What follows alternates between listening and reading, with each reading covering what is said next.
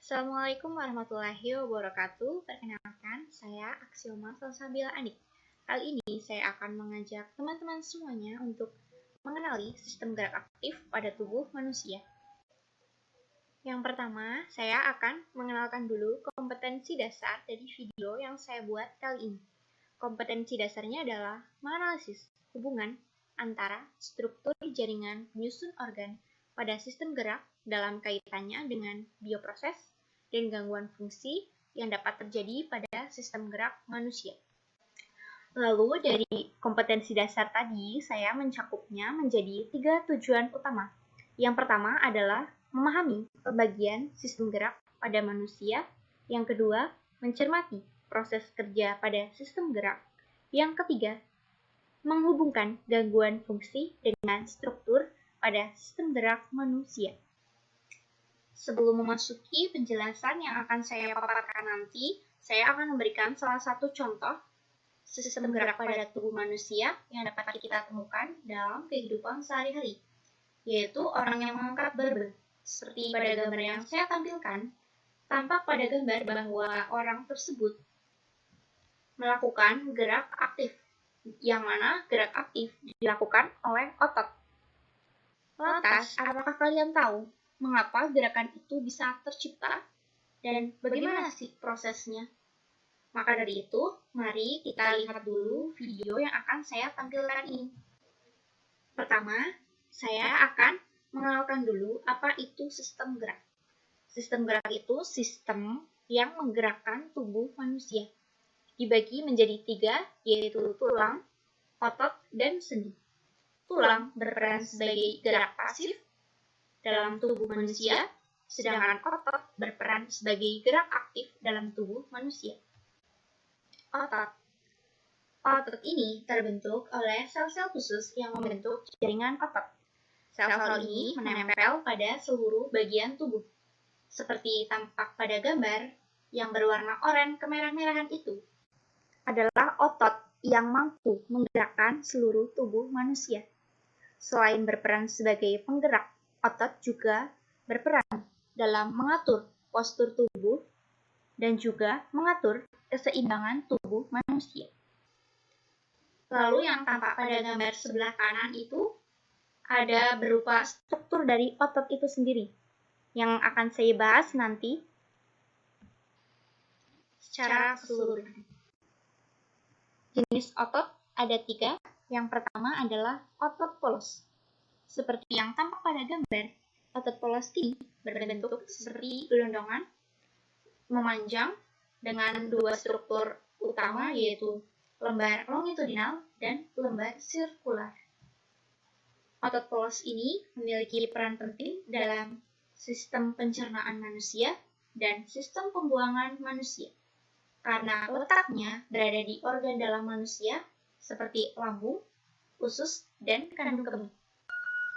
Otot ini bekerja di bawah alam sadar manusia, sehingga manusia tidak perlu repot untuk menggerakkannya sendiri, karena sudah digerakkan atau dialirkan refleksnya oleh otak dan juga kebutuhan manusia. Jenis otot yang kedua adalah otot jantung. Kadang otot ini disebut sebagai otot lurik yang ditemukan di jantung. Karena tempatnya hanya di dinding jantung, maka disebut sebagai otot jantung. Seperti yang tampak pada gambar, otot ini berbentuk memanjang dengan inti sel yang banyak berada di tengah-tengah.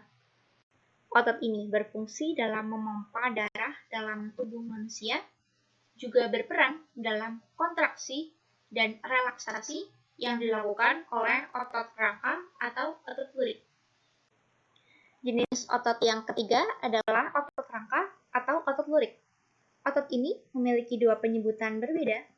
Disebut otot lurik karena seperti yang tampak pada gambar di bawah, jika dilihat menggunakan mikroskop atau perbesaran, maka akan membentuk garis gelap terang yang membentuk selang-seling seperti lurik-lurik. Lalu disebut otot rangka karena otot ini menempel pada seluruh rangka atau seluruh tulang pada tubuh manusia. Untuk lebih lanjutnya, saya akan menampilkan sebuah video yang membahas tentang otot rangka itu sendiri. Mari kita lihat video dari otot rangka. Otot rangka terdiri atas serabut-serabut otot yang berbentuk silindris dengan banyak inti. Otot dapat berkontraksi dan berelaksasi ketika mendapat sinyal dari neuron, di mana neuron muscular junction sebagai tempat pertukarannya menghubungkan synaptic loop dengan muscle fiber. Otot terdiri atas myofibril, di mana myofibril terdiri atas unit kontraktil bernama sarkomer. Sarkomer mengelilingi dari myofibril atau berada di dalamnya. Memiliki filamen tebal dan filamen tipis. Sarkomer berhimpitan satu sama lain untuk menggerakkan otot. Miosin sebagai filamen tebal berada di tengah yang dibatasi oleh garis M. Dan filamen tipis dinamakan aktin dikelilingi atau dibatasi oleh garis Z. Itu adalah struktur atau proses dari otot rangka. Kerja otot rangka ada dua, yaitu digerakkan oleh otot sinergis dan juga otot antagonis. Otot sinergis ini melakukan gerak sinergis atau gerakan selaras, yang mana melakukan kontraksi dan relaksasi secara bersamaan, seperti yang saya tampilkan pada gambar, yaitu menggerakkan pada otot punggung. Lalu ada otot antagonis, yang menggerakkan gerak antagonis atau gerak berlawanan, di mana otot ini mampu menggerakkan seluruh bagian tubuh manusia. Macam-macam dari gerak sinergis atau gerak yang selaras, yaitu ada inversi, gerak memiringkan telapak kaki ke dalam, dan eversi, melakukan gerakan memiringkan kaki keluar. Ada juga endorotasi dan eksorotasi. Endorotasi merotasi atau memutar tubuh ke dalam, seperti terdapat pada gambar di bawah, dan yang di atasnya ada eksorotasi, yaitu merotasikan atau memutar badan keluar. Lalu ada juga macam dari gerak antagonis atau gerak yang berlawanan. Ada fleksi dan ekstensi, di mana fleksi adalah menekuk anggota tubuh, lalu ekstensi adalah meluruskan anggota tubuh. Ada juga pronasi, yaitu menelungkupkan telapak tangan, dan supinasi, menengadahkan telapak tangan. Macam gerak antagonis yang lainnya ada elevansi depresi. Elevansi adalah menaikkan anggota tubuh manusia, depresi adalah menurunkan tubuh manusia. Ada juga abduksi, yaitu gerakan menjauhi bagian tengah tubuh. Dan aduksi adalah gerakan mendekati bagian tengah tubuh. Lalu bagaimana sih gerakan dari otot itu sendiri? Gerak otot itu ada dua, yaitu kontraksi dan relaksasi.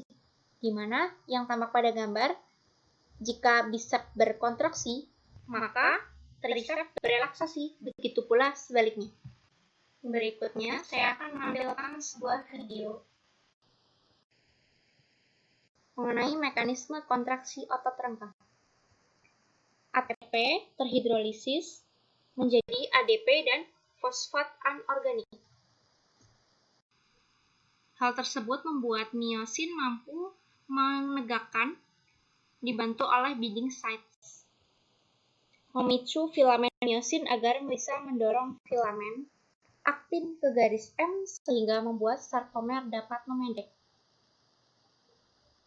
ADP dan fosfat anorganik terlepas membentuk ATP baru yang mampu menggerakkan otot lagi. Miosin yang bebas akan menuju siklus lainnya untuk berkontraksi kembali atau tetap berdekatan untuk mereaksikan. Ketika level ion kalsium tinggi dan terdapat ATP yang akan berikatan dengan tropomin dan tropomyosin, maka tropomyosin mengubah posisinya sehingga myosin binding sites pada aktin akan tampak. Ion kalsium disimpan dalam retikulum sarkoplasma dan dilepaskan ketika merespons sinyal dari sistem saraf untuk berkontraksi. Molekul tersebut dapat menggerakkan otot. Ketika molekul neurotransmitter sarkoplasma mengalami depolarisasi, electrical impulse berjalan turun menuju tubulus T dan memberikan sinyal.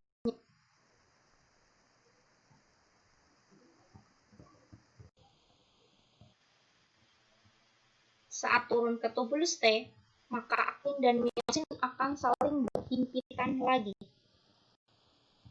sehingga sarkomer pendek dan garis Z akan tampak pada garis M dekat.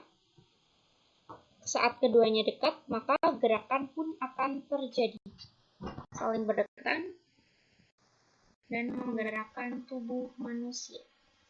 Begitulah proses dari mekanisme kontraksi sistem gerak rangka manusia. Setelah mengamati mekanisme kontraksi dari otot rangka tadi, saya akan menghubungkan dengan struktur jaringan otot yang berkaitan dengan gangguan fungsi pada sistem gerak aktif manusia. Saya mencakupnya menjadi 3 gangguan atau kelainan. Ada myositis, terkilir, dan tendinitis. Myositis yaitu peradangan yang terjadi pada struktur jaringan otot berupa serat-seratnya yang mengalami peradangan sehingga melemahkan otot. Lalu ada terkilir, di mana orang yang mengalami cedera, maka tulang atau tendon mengalami pergeseran. Ada juga tendinitis, peradangan atau iritasi yang terjadi pada strukturnya, yaitu tendonnya atau tulangnya pada tubuh manusia yang menghubungkan tulang lain dengan lainnya sehingga otot menjadi tergabung. Tidak terasa kita sudah sampai penghujung video yang saya tampilkan. Kali ini saya akan menarik kesimpulan sebagai penutupnya, akan memudahkan kalian dalam memahami apa yang telah saya paparkan tadi.